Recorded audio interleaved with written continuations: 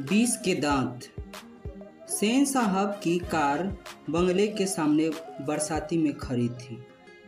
यह कार काली चमकीली थी जो 60,500 की थी। यह कार नई मॉडल की। अगर कार के पास दाग धब्बा या कोई आदमी चला गया तो शोफर की खैर नहीं होती थी। कई खोखा खोखी कार के पास न जाए, इसके लिए सेन साहब ने सख्ती बरती थी।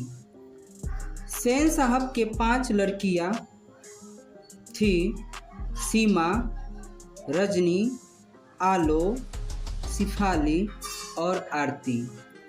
एक आंख का तारा, बुढ़ापे का सहारा, छोटा लड़का कासू था, जिसे प्यार से खोखा कहते थे।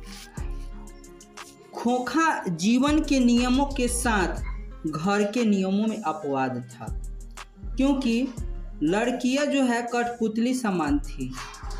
इन सभी पर नियम लागू थे, घर के सारे नियम लागू थे, लेकिन खोखा बिगड़ल लड़का था, उस पर कोई नियम नहीं था।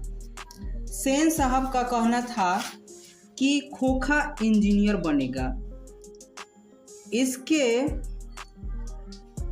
अलग से शिक्षा की व्यवस्था की जाए। सेन साहब अपने गेस्ट हाउस में दोस्तों के साथ मीटिंग कर रहे थे। तभी एक मित्र ने पूछा कि आपका लड़का क्या बनेगा। सेन साहब बोले कि अभी 5 साल का है, उसे इंजीनियर बनना है और वो बड़े बड़े बातें करने लगा है। और उनके रिश्तेदार थे, उनका लड़का बहुत समझदार था। सेन साहब डींग हाँक रहे थे कि मेरा लड़का अभी से ये करेगा, अभी से गाड़ी के बारे में हर चीज़ जानता। मैंने बड़े बड़े बात करने लगे थे सेन साहब।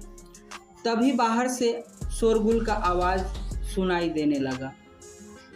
सेन साहब बाहर आए तो देखे कि शोफर और एक औरत आपस में उलझ रहे थे।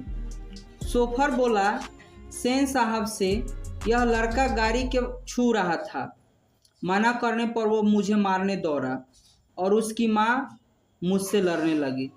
तभी सेन साहब बोले, मदन की माँ, इसे ले जाओ और ध्यान में रखो कि ऐसी गलती फिर न करे। मदन की माँ मदन के घुटन को खून पोंछती हुई चली गई, क्योंकि ड्राइवर उसे धक्का दे दिया था और उसका घुटन फूट गया था। मदन सेन साहब के फैक्ट्री के किरानी का बेटा था। अचानक गाड़ी के पीछे खटखट की आवाज़ आई। तभी सेन साहब और ड्राइवर देखा कि खोखा गाड़ी के हेडलाइट तोड़ चुका था। सेन साहब अपने मित्र से बोला कि खोखा इंजीनियर बनना चाहता है, इसलिए अभी से ये तोड़फोड़ करके देखता है कि इसके अंदर क्या है। थोड़े देर बाद वह गाड़ी को पंक्चर कर देता है खोखा। सब दोस्त चले जाते हैं। तब सेन साहब ने गिरधर को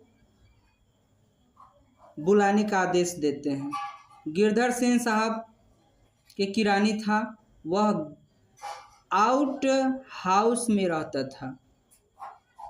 थोड़ी देर बाद सेन साहब के पास गिरधर आया और सिर झुकाकर खड़ा रहा, जैसे कि खूनी कैदी खड़ा रहता है। सेन साहब बोला, देखो गिरधर, तुम्हारा बेटा मदन आजकल बहुत बिगड़ गया है। हम तुम्हारी भलाई चाहते हैं। अगर आइंदा ऐसी गलती करेगा तो ठीक नहीं होगा। ऐसे ही लड़के आगे चलकर चोर, गुंडे, बदमाश बनते हैं। सेन साहब घर गया और बोला कि मदन तू खोखा के बराबरी करता है।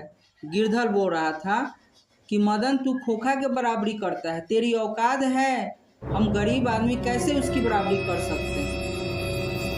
अगले दिन मदन गली में आवारा लड़का के साथ लट्टू नचा रहा था।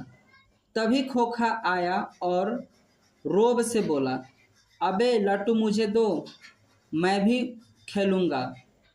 मदन बोला, अबे जा अपने बाबा के मोटर कार पर बैठ। उसके बाद खोखा मदन पर हाथ छोड़ देता है। मदन भी खोखा को खूब करता है। यह लड़ाई हड्डी और मांस की, बंगले के पीले और गली की कुत्ते की लड़ाई थी। खोखा के मदन ने 2 दांत तोड़ दी। 1 मिनट बाद खोखा जान लेकर भाग गया घर। महल और झोपड़ी की लड़ाई में अक्सर महल वाले की जीत होती है। उस दिन मदन के पिता गिरधर को सेन साहब बुलाए और कहे कि तुम कल से काम पर नहीं आओगे, अपना हिसाब आकर ले जाना और घर छोड़कर चले जाना। क्योंकि खोखा अपने पिता से जाके बोला था कि मदन मुझे बहुत पीटा था। रात के 9 बज गए थे, मदन अभी तक घर नहीं आया, क्योंकि उसे डर था कि आज पिताजी नहीं छोड़ेंगे, बहुत पीटेंगे। रात बहुत हो गई थी। मदन दबे पांव बरामदे में सोने के लिए चला। अचानक उसकी पैर लोटे से टकराए और टन से आवाज आया। जैसे आवाज आई तो उसके माँ और पिताजी सामने आकर खड़े हो गए। मदन सोचने लगा, आज नहीं छोड़ेंगे पिताजी। उसके पिताजी जैसे जैसे उसके पास जा रहे थे, मदन के अंदर से एकदम डर बना हुआ था। पिताजी मदन के नज़दीक पहुँचे। मदन जो है अपनी आंखों को बंद कर लिया। अचानक उसके पिताजी उसे गोद में उठा लिए और खूब प्यार किए, जैसे मानो कि जिंदगी में कभी ऐसे प्यार नहीं किए थे। और बोले गिरधर मदन से कि शाबाश बेटा, एक तेरा बाप है और एक तू है कि खोखा के 2 दांत तोड़ दिए। हा हा हा हा हा।